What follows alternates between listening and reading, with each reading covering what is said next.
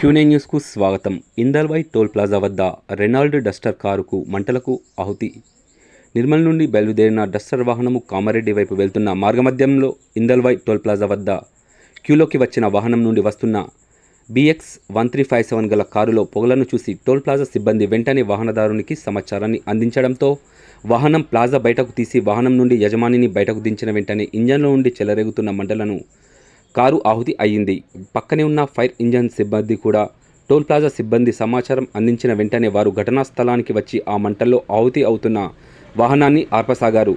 అయినా కూడా ఫలితం లేకుండా కారు మొత్తం కాలి కుప్పకూలింది.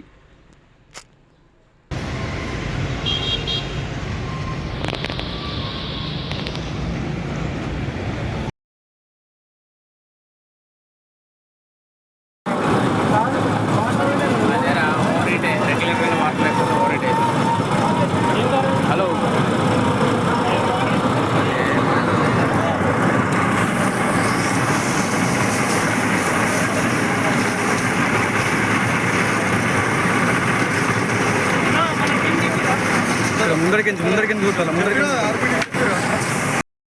ఎప్పటికప్పుడు వార్తలను వీక్షించేందుకు Q9 న్యూస్ ని సబ్స్క్రైబ్ చేసుకోండి. లైక్ చేయండి, షేర్ చేయండి.